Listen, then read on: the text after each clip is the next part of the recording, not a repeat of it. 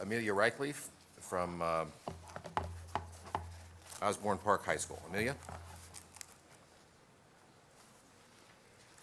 Hello. Welcome to our session, An Unparalleled Patriotism, a Japanese-American Experience in World War II. Our speakers have a unique perspective on the Second World War, eager to prove their love for the country, but mistrusted by many of their fellow Americans. They endured racism, anger, and even relocation. In the end, their strength made some of the most valuable soldiers of that war. Hello, I'm Melanie Markham. Harry Fukuhara enlisted in the Army from a Japanese internment camp in 1942. He served as a linguist and eventually was assigned to prepare for the invasion in Kyushu, Japan in 1945.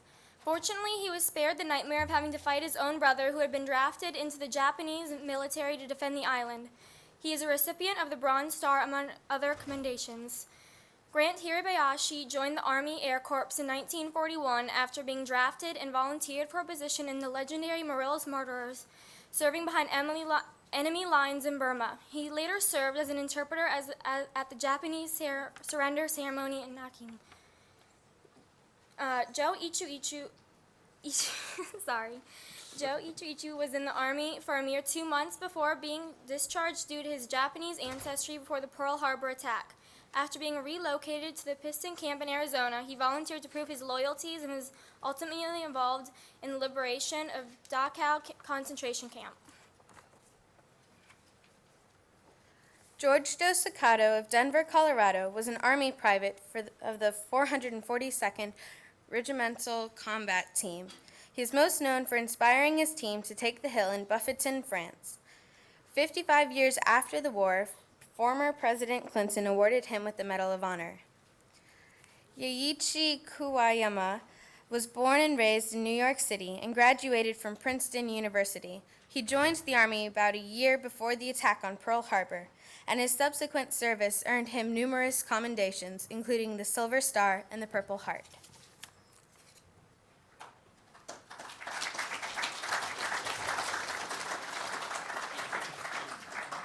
Before we proceed, would Colleen Bernard introduce herself? Okay, all right, thank you. We may proceed,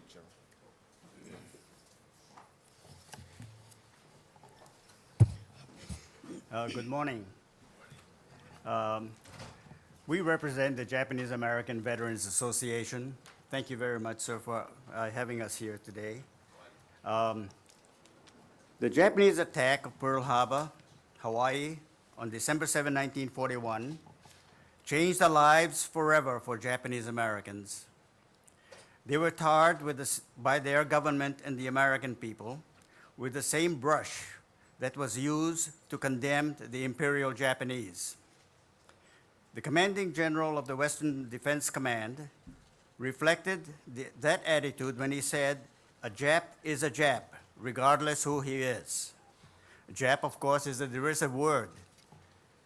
And the US Congress has passed a resolution banning that word from use. And the word Jap is equivalent to the N-word. So we prefer that, of course, we request that Jap not be used. Japanese Americans in the military service, like Joe Ichiuji, were kicked out of the military and joined the 120,000 Japanese Americans who were involuntarily removed from their homes on the West Coast and placed in 10 U.S. Army guarded camps located in America's wasteland. At the same time this was happening, the Military Intelligence Service quietly recruited selected Japanese Americans to serve as translators, interrogators, communication interceptors, and infantrymen to work behind enemy lines to sabotage their operations. In addition, a small but wise group of senior government officials obtained President Franklin Roosevelt's approval to form the all-volunteer segregated Japanese American unit for combat in the European theater.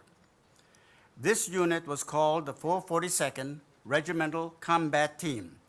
Eventually, 13,000 Japanese Americans served in the 442nd in Europe, and 3,000 served in the Asia Pacific Theater, many in combat units serving on the front lines. A total of 33,000 Japanese Americans, men and women, served in the armed forces, many of them with great distinction, 800 of them making the ultimate sacrifice. We are here to tell you their story. I'll ask the first question of Grant Ichikawa and Joichi Yuji. The question is, gentlemen, during World War II, your loyalty was questioned. There were blatant discrimination and prejudice against Japanese Americans. What did you do? For this, may I ask Joe to comment first?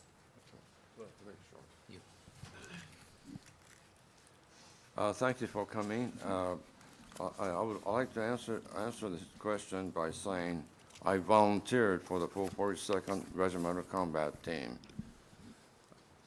from my post and relocation camp. And I wanted to prove that I was a loyal American and willing to fight for my country during a time of war. And also, I wanted to prove that U.S. government was wrong in the internment of Japanese Americans. And also, for the way us Japanese Americans were treated as enemy aliens. And so,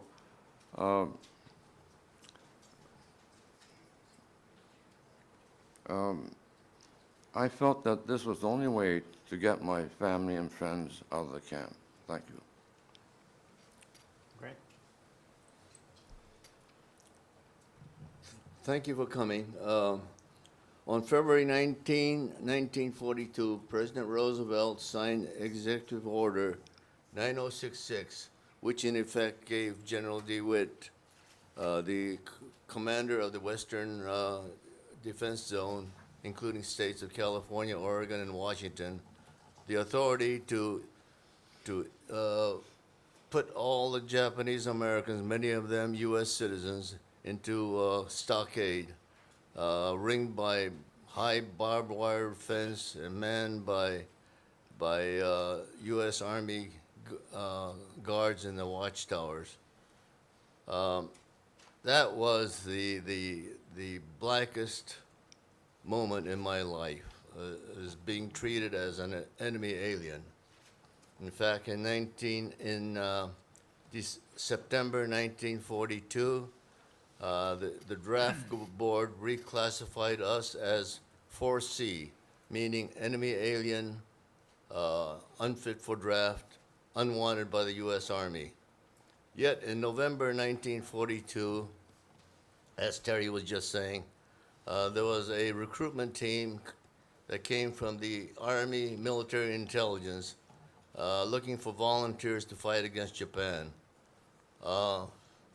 My question was, why are they visiting us, seeking recruitments when we were all considered to be loyal to Japan? That's the reason why we were all in a concentration camp. But anyway, I wanted to prove my loyalty, and I asked my parents whether that I told them I wanted to volunteer. And so they said, this is your country, volunteer if you must, but do not bring shame to the family. So I volunteered, and when I went to Fort Snelling with about 25 others who volunteered, and we were sworn in as privates in the U.S. Army. And when I put on that uniform, I felt whole again. My self-esteem, I was really happy that I was given the opportunity to prove that we are loyal Americans.